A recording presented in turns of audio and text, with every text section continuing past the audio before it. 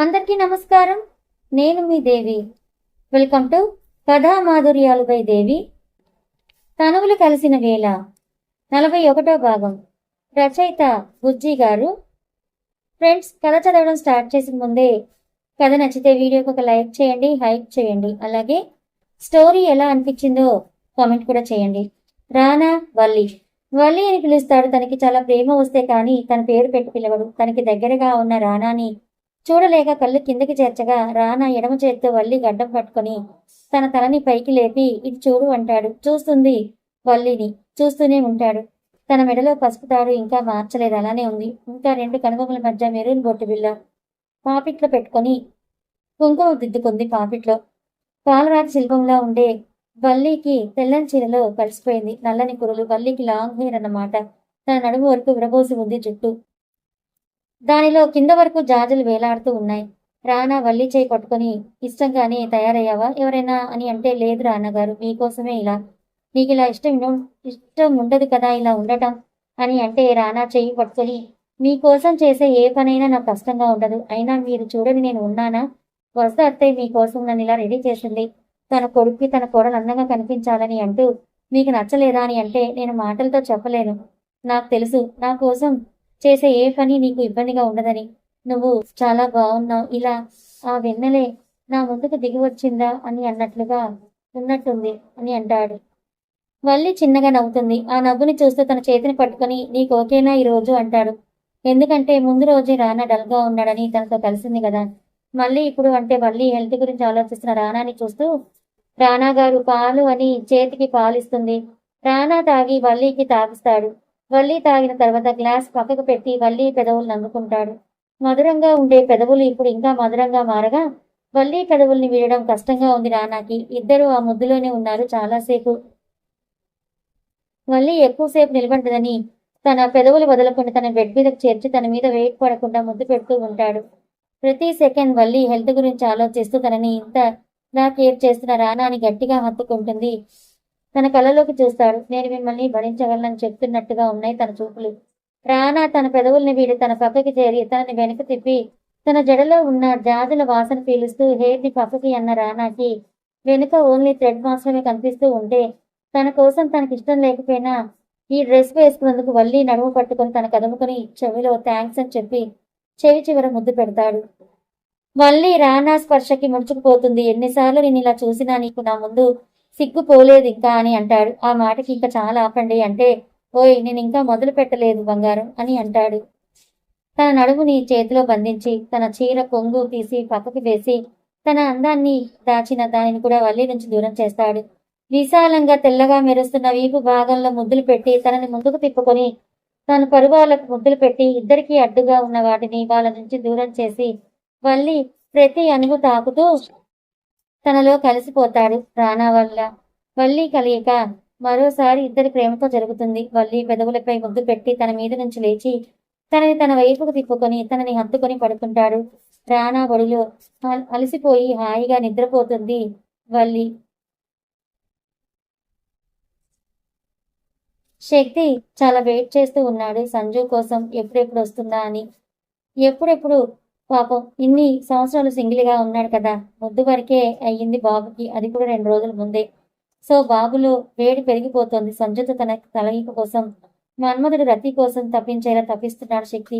తన తెల్ల లుంగిని పైకి కట్టుకుని తన షర్ట్ విప్పి పక్కకు పడేసి ఇది అవసరమా అని బనియన్ని కూడా తీసి పడేసి బెడ్ మీద ఉన్న పూల రెక్కలతో ఆడుతూ, పాపం ఈ రోజు మీరు మా కింద నలిపిపోక తప్పదని అనుకుంటూ ఎప్పుడెప్పుడు వస్తుందా అని ఎదురు చూస్తూ ఉన్నాడు సంజు కోసం. డోర్ సౌండ్ అవడంతో అటుగా చూసిన తనకి సంజు రూపం తన శారీని చూసి అలానే చూస్తూ ఉంటాడు. సంజు శక్తిని చూసి నవ్వి డోర్ వేసి శక్తి దగ్గరికి వచ్చి పాల గ్లాస్ పక్కకు పెట్టి శక్తి ఒళ్ళో కూర్చొని బాగున్నానా శక్తి అని అంటుంది. సంజుని చూసి తనను గట్టిగా హక్ చేసుకొని, నాకు అంతా కలలా ఉంది అంటాడు. ఇది నిజమే అని చూడు, నా మెడలో నువ్వు కట్టిన ఈ పసుపు తాడు ఇంకా నా నిజన మన బంధానికి ప్రతీకగా కుంకుమ అని శక్తి చేయి పట్టుకుని లేట్గా అయినా నీ ప్రేమ నీకు దక్కింది శక్తి. నిజమైన ప్రేమకి ఓటమి ఉండదంటారు కదా, అందుకే ఆ దేవుడు నన్ను మళ్ళీ నీ చెంతకే చేర్చాడు అంతే. సంజుని హక్ చేసుకుని అంతే ఉంటాడు. ఇద్దరి కళల్లో నీళ్ళు. శక్తి మొదటి ప్రేమ చివరి ప్రేమ అన్నీ సంజునే. తెలిసి తెలియని వయసులో పుట్టిన ప్రేమని అందరూ మరచి మళ్ళీ వేరే వాళ్ళను ప్రేమిస్తారు, పెళ్లి చేసుకుంటారు. కానీ శక్తి ప్రేమించింది ఎప్పటికీ ప్రేమించేది కూడా సంజుని మాత్రమే. తన ప్రేమ అతడు సంజుకి మాత్రమే సొంతం. సంజు ఎన్ని తప్పులు చేసినా, తన వల్ల వల్లి రానా బాధపడినా, ఇంకా తన శరీరం వేరే వారి సొంతమైనా కూడా సంజు మీద తన ప్రేమ ఏమాత్రం తగ్గలేదు. ఇప్పటికీ అదే ప్రేమ సంజులో. ఎప్పుడు పొగరు, అహంకారం, బలుపు కనిపించేవి. కానీ ఇప్పుడు ఒక అమ్మాయి ఎలా అయితే ఉండాలో అలాగే ఉంది. అందంగా సిగ్గుపడుతూ, ప్రేమ నిండిన కళ్ళతో శక్తిని చూస్తూ, తన కోసం అందంగా రెడీ అయి వచ్చిన సంజుని మురిపంగా చూసుకొని తన నుదుటన ముద్దు పెట్టి ఐ లవ్ యూ సంజు అని అంటాడు. సంజు కూడా శక్తిని గట్టిగా పట్టుకొని లవ్ యూ శక్తి అని అంటూ తన నుదుటన ముద్దు పెట్టి తనను చూడగా తన కళ్ళల్లో కన్నీళ్లు.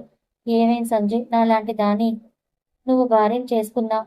ఎంత చేసినా నేనెందుకురా నేనంటే ఇంత ప్రేమ నీకు అని అంటూ తనతో సంజు అంటూ ఉంటే, ప్లీజ్ ఆ టాపిక్ వద్దు, వదిలే. మన కలయిక జరిగే సమయం ఇప్పుడు మన మధ్య మాటలు ఉండకూడదు. అసలే చాలా వెయిటింగ్ ఇక్కడ. నువ్వు టైం వేస్ట్ చెయ్యకు అని అంటే సంజు నవ్వి సారీరా అని తనే మొదటగా శక్తి పెదవులపై ముద్దు పెడుతూ ఏదో గుర్తొచ్చి శక్తి మీద నుంచి లేచి నిలబడు అంటే ఏంటి అంటాడు. నిలబడండి పతిదేవా అని అంటే సంజు వైపు చూసి అబ్బో అని నిలబడితే శక్తి కాలు పట్టుకొని దీవించండి అంటుంది. శక్తి నవ్వుతూ ఏమని దీవించాలి దేవి అని అంటాడు. మన మధ్య ఎలాంటి దూరం రాకుండా నీ ప్రేమ మొత్తం నాకే అని అంటే నవ్వుతూ నా ప్రేమ నీకు మాత్రమే దేవి, నువ్వే నా హృదయ దేవేరివి కదా అని నవ్వి తనని లేపి ఇక్కడ నువ్వు అక్కడ కాదు అని తన గుండెల్లో నీ ప్లేస్ అని అంటే సంజు ప్రేమగా శక్తిని చుట్టుకుంటుంది. అసలే తలలో ఉన్న జాజులు వాటి సువాసనను వెదజల్లుతూ ఉంటే ఒక క్షణం కూడా వృధా చేయకూడదని సంజుని బెడ్ మీదకి చేర్చి తన మీదకి చేరిపోయి తన ఆదరాలని అందుకుంటాడు శక్తి.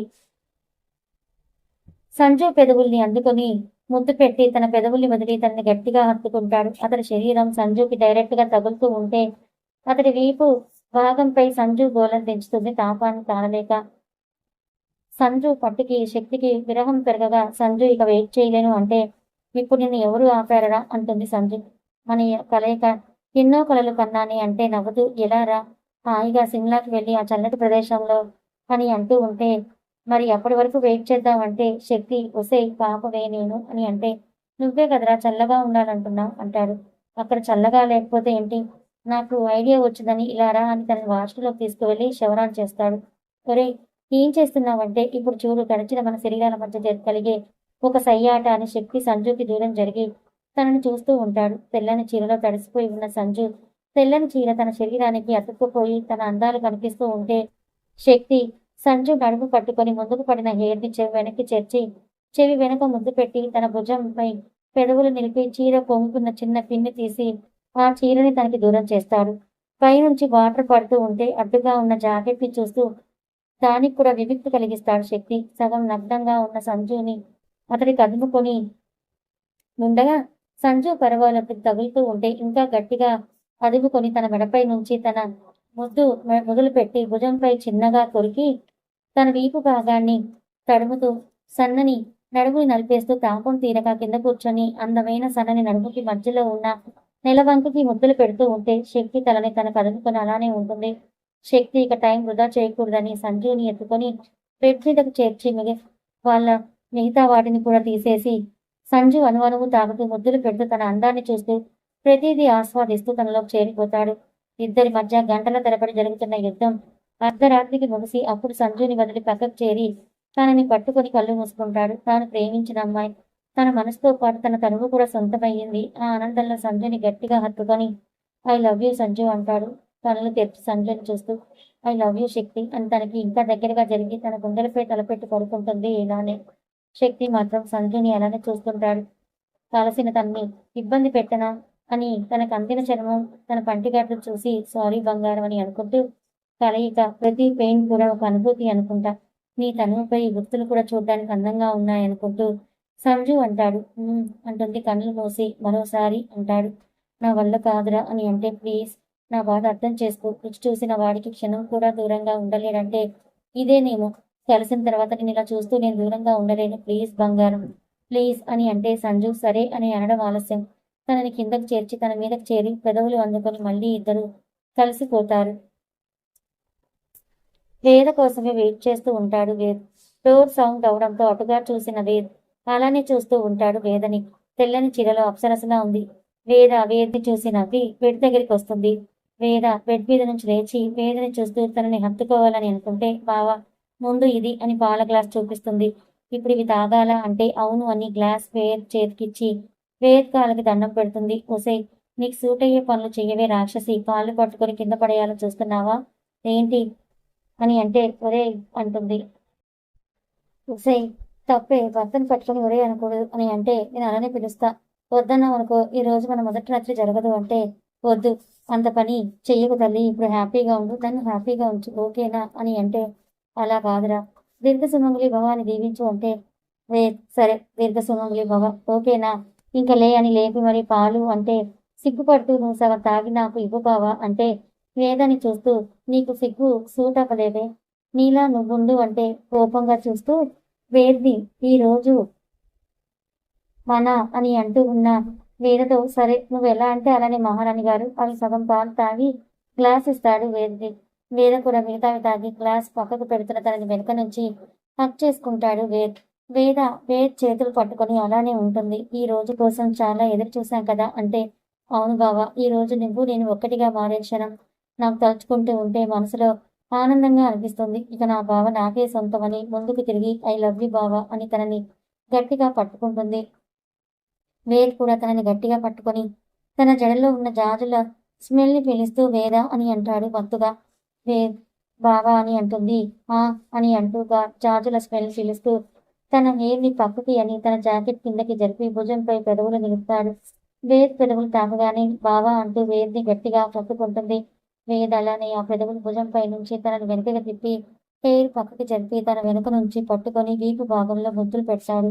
చీర కొంగుకి ఉన్న బంధనం తీసేసి తన పల్చటి చీరని తన నుంచి దూరం చేసి అలానే తనని ఎత్తుకొని బెడ్ మీదకు చేరుతాడు. వేద మీదకి చేరి వేద పెదవులు నన్నుకొని ముద్దు పెడుతూ వాళ్ళ మధ్య అడ్డుగా ఉన్న వాటిని తీసి వేద అందాన్ని చూస్తూ తనివి తీరా ముద్దులు పెట్టి కొన్ని గాయాలు చేసి తన అనువనువు తాకి ముద్దులు పెట్టి వాళ్ళు ఏ రోజు కోసమైతే ఎదురు చూశారో ఆ రోజు ఆ క్షణం రావడంతో వేద పెదవులు అందుకొని వేదలో కలిసిపోతాడు.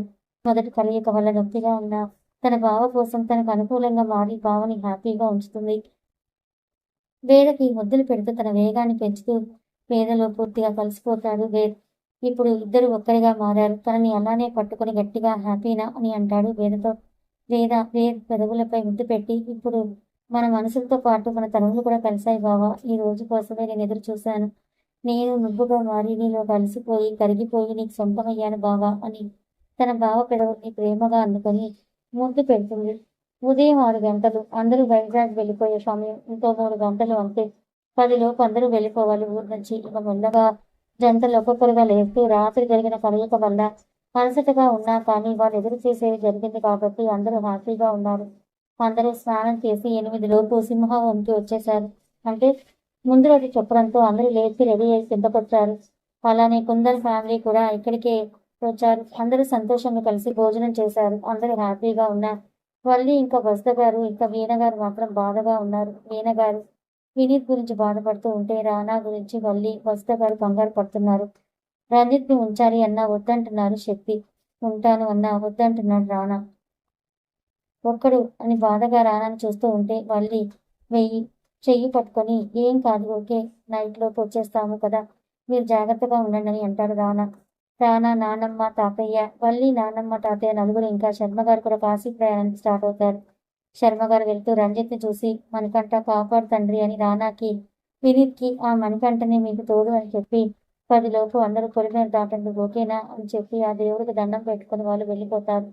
ఇక వల్లి రానాని హక్ చేసుకొని నేను కూడా ఉంటాను రానా గారు ప్లీజ్ అని ఏడుస్తూ ఉంటే వసుధ గారు కూడా కన్నా మేము కూడా ఇక్కడే ఉంటాము వెళ్ళము అని అంటే రానా మీరు వెళ్ళాలమ్మా, వెళ్ళను అని అంటే నా మీద ఒట్టే వెళ్ళండి అని అంటాడు రానా.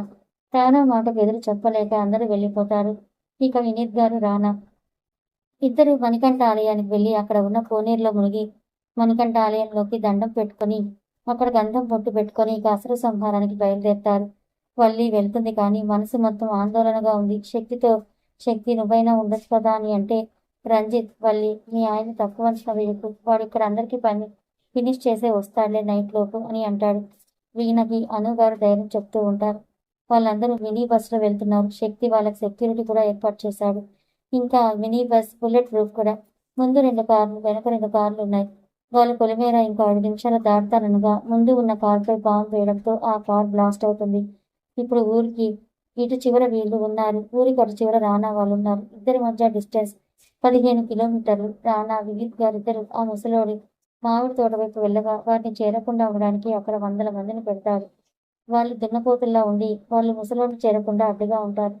ఇప్పుడు రానా, వినీత్ గారు వాళ్ళని దాటి ముసలోడిని ఆ జైని చేరుకోగలరా?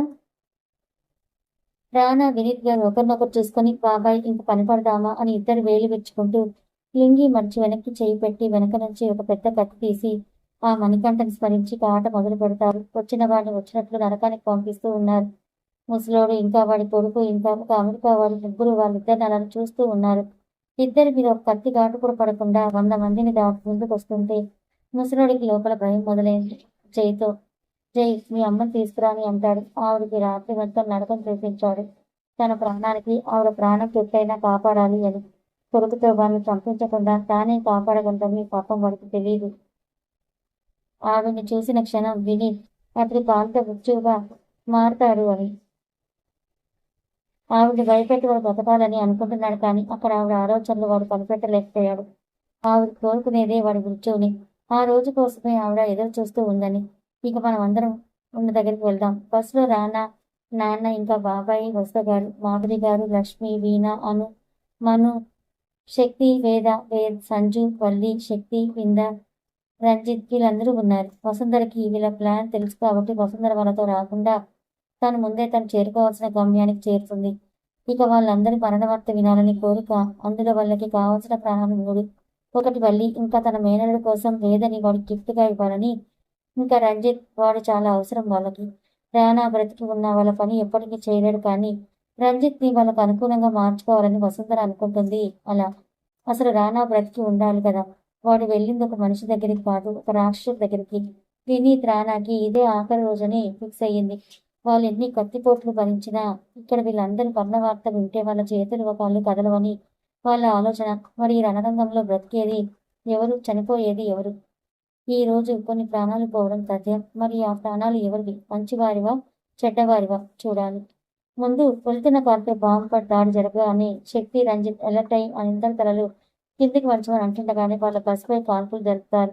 చుట్టూ పొలాలు, మొక్కజొన్న వేశారు. చక్కగా ఎదిగి అప్పుడే కంకులు కూడా వస్తున్నాయి. బస్సుపై ఎదురుగా 2 వ్యాన్లలో జనాలు దిగి బస్సుపై ఏకదాటిగా కాల్పులు జరుపుతుంటే బుల్లెట్ ప్రూఫ్ కాబట్టి గ్లాస్ పగలకుండా ఉంది. వాళ్ళ గ్లాస్ని బ్రేక్ చేయాలని ఒకే చోట కాలుస్తూ ఉంటే గ్లాస్కి కూడా చిన్నగా క్రాక్ అవ్వడం చూసి రంజిత్ డ్రైవర్ సీట్ దగ్గరికి వెళ్ళగానే ముగ్గురు ఒకేసారి డ్రైవర్కి ఎదురుగా ఉన్న గ్లాస్పై కాల్చడంతో ఆ గ్లాస్ నుంచి వచ్చి బుల్లెట్ డ్రైవర్ తలకి తగడంతో తాను స్పాట్లో చనిపోతాడు. తనని పక్కకు జరిపి రంజిత్ డ్రైవింగ్ సీట్లో కూర్చొని ఆ బస్ని లెఫ్ట్కి తీసుకొని పొలంలోకి పోనిస్తాడు. శక్తితో, మన వాళ్ళు జాగ్రత్త, మీరు హెడ్ డౌన్ చేసి ఉండండి, ఏమీ కాదంటూ డ్రైవ్ చేస్తూ వెళ్తుంటాడు. వాళ్ళ వెనకే వాళ్ళు కూడా వస్తూ బస్పై కాల్పులు జరుపుతూనే ఉంటారు. శక్తి వెనక సీట్ని పైకి లేపి పవర్ఫుల్ వెపన్స్ తీస్తాడు. అందరూ షాక్ అవుతారు. బస్సులో ఇన్ని గన్స్ అని. శక్తి నవ్వి రానా ముందే హెచ్చరించాడని అంటూ రంజిత్ మనం ఎక్కడికి వెళ్ళాలో తెలుసు కదా అని అంటే రంజిత్ ఓకే అని బస్ని మళ్ళీ ఊరిలోకే తీసుకొని వెళ్తాడు. వాళ్ళు ఎక్కడికి వెళ్తున్నారు? రానాకి ఇలాంటిది ముందే జరుగుతుందని ముందే తెలుసా? అందుకే బస్సులో ఇలా గన్స్ని పెట్టించాడా?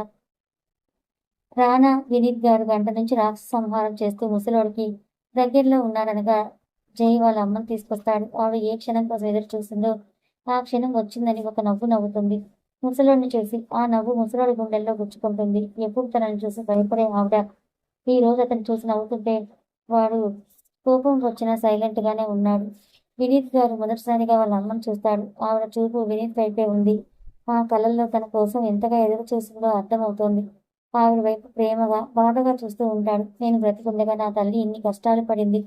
ఈ రోజు ఈ నరకం నుంచి అమ్మని తీసుకువెళ్ళాలి. ఆవిడ కోల్పోయిన కొడుకు ప్రేమని నేనిప్పుడు తనకి నాన్నలా మారి మా అమ్మని నా కూతుర్లా చూసుకుంటా అని ఒక అడుగు ముందుకు వేయగానే ముసలోడు వచ్చి వినీత్ గుండెలపై తంతే వినీత్ గారు ఎగిరి కింద పడతారు. రానా ముసలోడి మీదకు వెళ్తుంటే నానా ఇది నాకు వాడికి మధ్య జరిగే సమరం. వాడితో నేనే పోరాడతాను. వాడి ప్రాణం తీసి మా అమ్మని నాకు తీసుకువెళ్తాని అంటాడు. రానా ఆల్రెడీ మిగతా వాళ్ళని ఫినిష్ చేసే పనిలో ఉన్నాడు. జై వాళ్ళ అమ్మని తీసుకొచ్చి వాళ్ళ నాన్న దగ్గరికి వాడి అమెరికా ఫ్రెండ్తో జాక్ మనం ఇక్కడ ఉండకూడదురా అని వాళ్ళు వెళ్ళిపోతారు. వాడికి తెలుసు ఈ రోజు వాళ్ళ నాన్న ప్రాణాలు పోతాయని. బట్ వాడు కాపాడాలి అనుకోవడం లేదు. వాడికి కావాల్సింది వాడు తీసుకున్నాడు. ఇక వాడికి కావాల్సింది వల్లి, రంజిత్. వాళ్ళిద్దరూ వాళ్ళ దగ్గర ఉంది. మణికంఠ గుడిలో ఉన్న కోట్ల విలువ చేసే మనీ, ఇంకా ఆ గుడి సంపద మొత్తం వాళ్ళ సొంతం అవుతుందని వాడు చక్కా జారుకుంటాడు. ఇక్కడ ముసలోడికి ఓవర్ కాన్ఫిడెంట్. వాడి బలంపై. బట్ వాడు కూడా మనిషే కదా, నరిగితే రక్తమే కదా వాడికి వచ్చేది. వాడే మునగాడు మగాడిలా ఫీల్ అవుతూ అందరూ దద్దమ్మలు అనుకుంటున్నాడు. కానీ వాడిని చంపే ఒకే ఒక ఆయుధం వినీత్ గారు. వాళ్ళ నాన్నని చంపినందుకు, వాళ్ళ అమ్మని ఇన్ని సంవత్సరాలు మానసికంగా శారీరకంగా తనని బాధ పెట్టినందుకు, తనకి చిన్నప్పుడే అందరినీ దూరం చేసినందుకు, అనాథని చేసినందుకు కోపంగా కింద పడిన వినీత్ లేచి ముసలోడి మీదకు వస్తూ ఉంటూ వాడు వినీత్ మీద కాలు లేపిన ముసలోడి కాలుని పట్టుకుని కింద పడేస్తాడు. అలా ఇద్దరి మధ్య అరగంట సేపు ఫైటింగ్ జరుగుతుంది. ముసలోడిలో ఓపిక తగ్గిపోయి వినీత్ చేతిలో ఓడిపోతాడు. కథ కొనసాగుతుంది.